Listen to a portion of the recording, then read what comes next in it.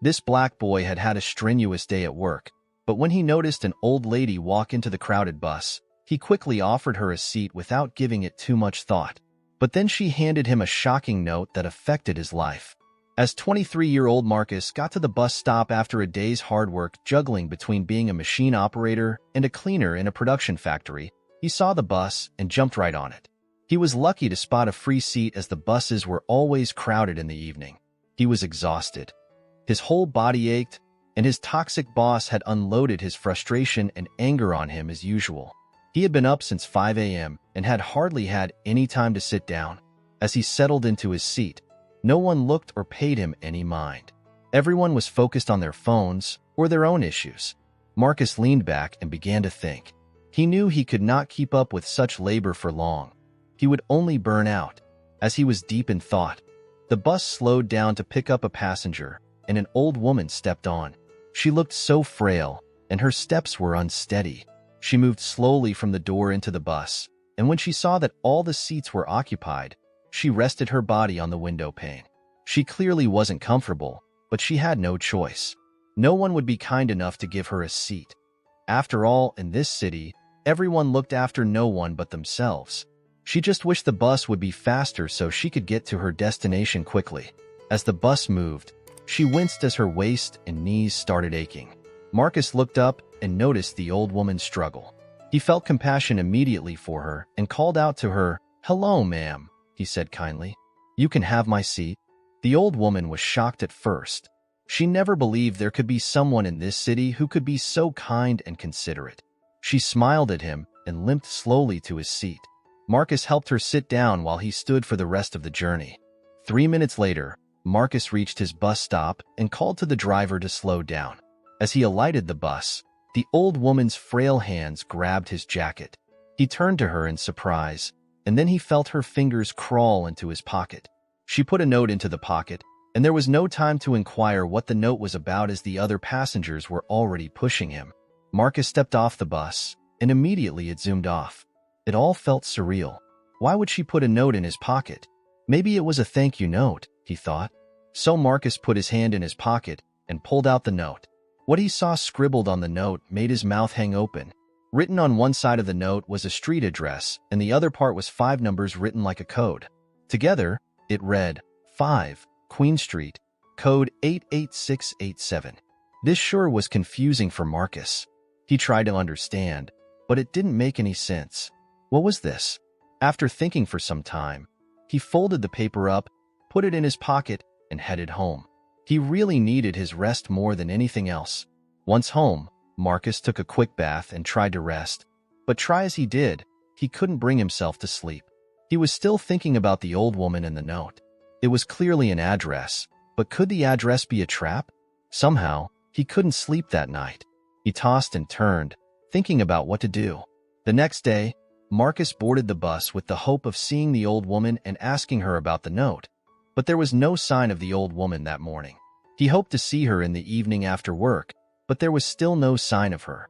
Marcus was disappointed, and his confusion deepened as he wondered what message she was trying to convey. He couldn't get the note off his mind, and he spent the next 2 days thinking deeply about it. His curiosity reached its peak, so he made a mental note to visit the address on his day off. His Fridays were always off, and he used them to do his laundry, but that Friday, Marcus decided to visit the address and see for himself. He just hoped he wasn't endangering his life by walking right into a trap. He boarded the same bus where he met the old lady and headed to the address. It took 35 minutes before the bus reached the destination. As soon as Marcus got down from the bus, he couldn't find any house around the area. Well, he did, but it was a large, intimidating estate that was surrounded by gardens and trees. The entire vicinity was calm and felt so natural. Marcus looked around, studying the environment for any signs of danger. When he was satisfied that he was safe, he headed towards the large gate. He knocked at the gate, but there was no response. It made sense because there was no gate post, and the house was too far from the gate for anyone to hear him knocking and open it up. Marcus looked at the gate and noticed the panel by the central lock. When he opened it, he saw a small monitor with a keypad. It needed a security code to be put in. Marcus wondered what it could possibly be until it hit him. The security code was the 5-digit number on the note. Marcus pulled out the note and typed the code. He was immediately granted access as the gate opened. He stepped into the large compound and saw that there was a huge mansion nestled at the end of it. He walked towards it, hoping to get to the root of the mystery. When he reached the front door, it was ajar, and he pushed it open. As he stepped into the large living room, he saw something that shocked him to his very core. There sat the very same old woman he met on the bus. She was sitting on a sofa with a bright smile on her face. From the looks of things, it was obvious that she had been expecting him. She looked quite glad that he showed up. Marcus had a lot of questions to ask her. The woman introduced herself as Vivian. Marcus was eager to know why the woman led him there. Firstly, Vivian thanked Marcus for helping her on the bus. She had gone for a medical checkup that day and couldn't get a cab. That's why she had opted to use the public bus. The old lady offered Marcus a drink, but he wasn't interested. He wanted to know why the woman had led him there. Vivian cleared her throat while maintaining an air of suspense. Marcus, on the other hand, felt quite uneasy. He wished the woman would just open up. Vivian finally took a deep breath and said the words she needed a caretaker. She was sick, and at her age, she could barely do stuff around the house. Her health was worsening daily, so she needed someone to take care of her. At almost 70, it was difficult to navigate around such a big house. To show that she was serious, she disclosed the pay. Marcus was shocked. The pay was 6 times that of his former job. That was a dream come true. All of a sudden, Marcus felt his worries fade away. He immediately accepted the job offer, and Vivian was glad. In the past 4 years, she had employed over 7 caretakers. Most of them stole from her while some grew tired of the job and left, but she knew she could trust Marcus, who had proved to be a compassionate soul. Marcus's only request was for a few days to take care of some personal stuff before he took up work. Vivian agreed with that and bid him farewell. Marcus stepped out of the house with mixed feelings. He thought of his new job and the challenges that would come with it. He wondered why an old woman would choose to live in such a big house alone. At the same time, Vivian was a cheerful and kind woman, and he was sure he would enjoy the job. Marcus showed up at the factory and submitted his resignation letter. His boss was shocked at his decision, but when he saw Marcus's mind was made up, he offered to double his pay. For someone who had belittled him and screamed at him for the last few years, Marcus was shocked. It turned out his boss took his anger out on him because he knew Marcus needed the job and would not quit. But he also knew that Marcus was a very hard worker that would be very hard to replace. Marcus had already made up his mind, though, and he politely declined.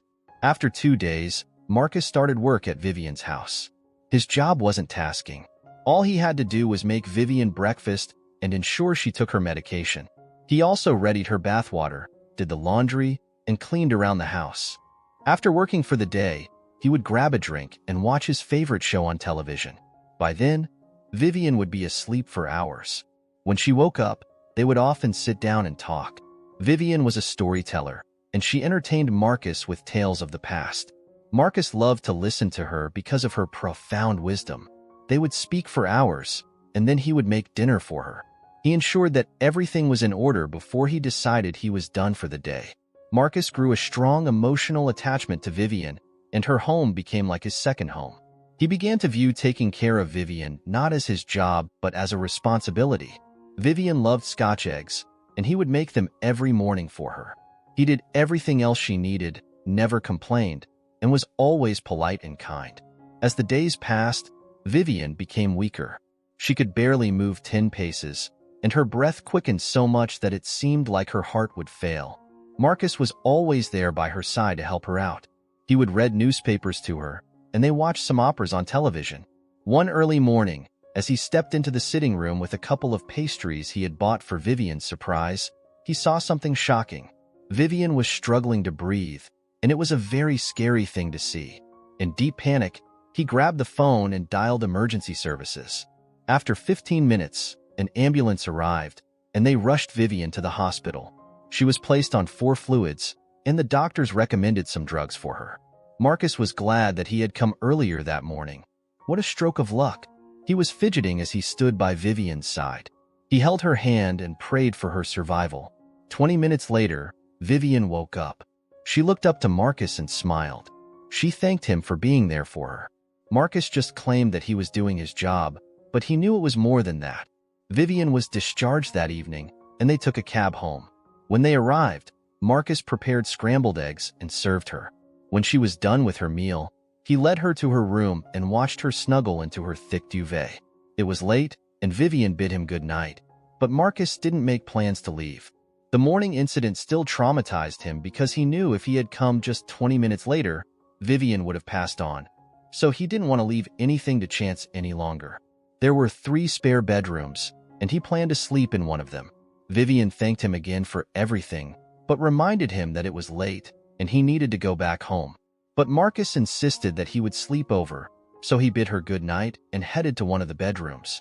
Little did he know the consequences of this choice. A few minutes after midnight, Marcus was awakened by a strange sound.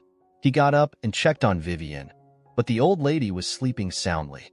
Feeling satisfied, Marcus headed back to his room, but to his surprise, he heard the sound again. This time it sounded like someone was picking a keyhole, but Marcus dismissed the thought. The fence was high enough to deter intruders, and the gate was locked with a password, meaning it wasn't easy to break in. Marcus wasn't worried, so he laid back on the bed and dozed off. A few minutes later, Marcus was awakened by a sharp scream. He jumped off the bed and ran into Vivian's room. There, he saw a truly shocking scene. There was a masked man with a gun pointed at Vivian, demanding her money and jewelry. Marcus's first thought was that Vivian was too fragile to deal with this kind of trauma, and he quickly sprang into action. As someone who had grown up doing monotonous, laborious jobs, his reflexes were sharp and precise. Marcus quickly disarmed the intruder, and the weapon fell to the ground. The intruder was extremely shocked at Marcus's presence, as he knew the old woman stayed alone. He never even saw Marcus until he kicked the weapon out of his hand. He knew he needed to beat Marcus to escape. They engaged in a scuffle, and Marcus didn't give the intruder any breathing space. Marcus was a better fighter, and he knocked the intruder to the floor. But the man wasn't ready to give up. As Vivian dialed 911, the intruder tried to make good on his escape. He pulled out a small knife, and before Marcus could react, he buried the blade into Marcus's stomach and jumped out through the window. The penknife was a small one, but Marcus was hurt. He needed urgent medical care, or the issue could escalate. When the emergency services arrived, Marcus had to be taken to the hospital. Throughout his hospital stay, Vivian sat by his bedside, displaying unwavering loyalty. If Marcus could take a knife for her, it meant he would do anything for her. The doctors bandaged his wounds and took care of him until he recovered. When he was discharged, Vivian asked him to rest at his home for a few days before resuming work, but Marcus wouldn't listen. He couldn't afford to leave her by herself. What if something even worse happened to her? Marcus resumed work and continued taking care of Vivian. They had many conversations, and Vivian learned about Marcus's mother. Marcus's father had passed away, and he had just a mom and a little sister who lived in another city. His mother had been diagnosed with leukemia and needed a bone marrow transplant. They had been saving money for it, but it wasn't enough. When Vivian heard this, she assured him that everything would be fine.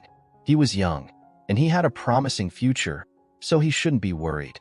In the following month, Vivian's health deteriorated to the point that she wasn't even responding to medications anymore. Marcus called the ambulance, and Vivian was admitted to the hospital. The doctors tried all they could, but her cells kept dying. Even when the doctors saw the case as hopeless, Marcus didn't. He was a staunch believer in miracles.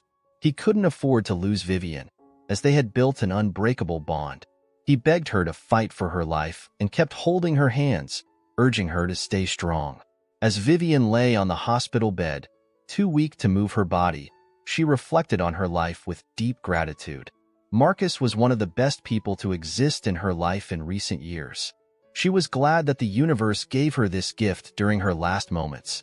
As dusk approached, she again told Marcus to go home, but he refused. Vivian wanted him to return to his own mother, but Marcus did not budge. His mom would be fine, but he needed to keep watch on her.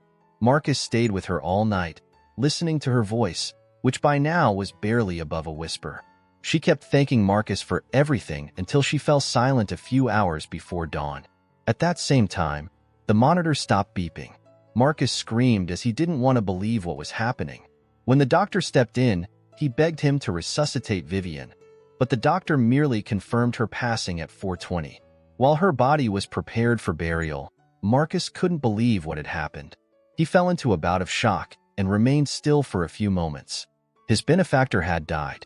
Worse, his friend had died. He had come to love Vivian so much that her passing hit him like a ton of bricks. She was like the grandmother he never had. His heartbeat increased, and he almost had a heart failure. Tears started flowing from his eyes as he trembled in grief. He cried so hard that his eyes were sore and his voice was lost. He returned home and couldn't sleep. He kept wishing life wasn't so cruel. It was very hard to move on, but he had to. He spent over 3 days indoors, and his mom, who heard the news, came to see him to comfort her son. A week later, Vivian was buried in a cemetery. Marcus stared at the tombstone for the last time. "You will always be in my heart," Marcus said softly. He returned home and made plans to find a new job. A few weeks later, he heard a knock on his door. 3 men were standing outside his house, clad in expensive suits. Marcus was confused and slightly wary. One of them stepped forward and introduced himself as Vivian's attorney. He then said the most shocking thing that Marcus had ever heard. Vivian had willed all her estates and business investments to Marcus.